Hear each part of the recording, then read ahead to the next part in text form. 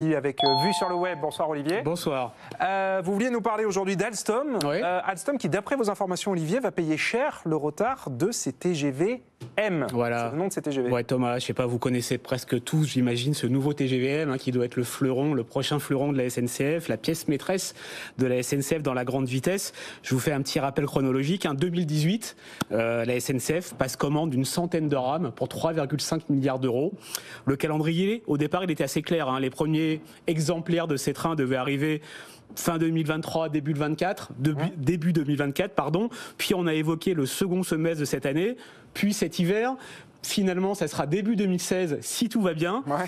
2026, ouais. 2026, pardon, ouais. si tout va bien, excusez-moi. Un sacré retard qui est, comme vous l'avez dit, synonyme de sacrées pénalités contractuelles pour Alstom. Ces pénalités, elles sont classiques dans des contrats de ce type. Elles sont prévues dès le départ, dès la commande. Elles sont calculées en nombre de jours de retard.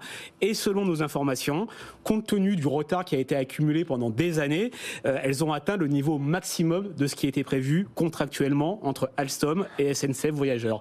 Alors, impossible de savoir son montant exact, mais ça doit être assez substantiel pour Alstom aujourd'hui. Ouais, alors on aimerait bien connaître le chiffre. En tout cas, quelles sont les raisons de ce retard ? C'est vrai qu'il y en a plusieurs. Ils mettent en avant le fait que d'abord ce train, c'est un train qui part de zéro. La SNCF et Alstom sont partis d'une feuille blanche pour le développer.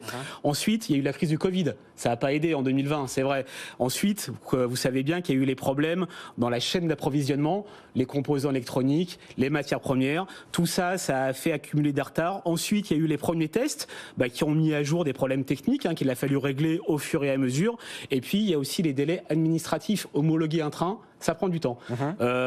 Tout ça mis bout à bout, ça fait beaucoup de retard.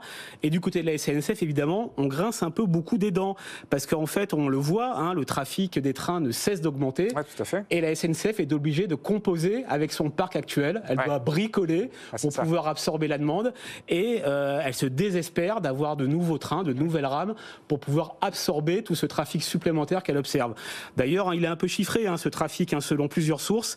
C'est 5 à 10% par an de trafic que SNCF Voyageurs est en train de perdre. Ah bah oui, non mais c'est colossal, ouais. Eh ben merci infiniment pour toutes ces infos passionnantes autour d'Alstom. Merci Olivier Chiche-Portiche.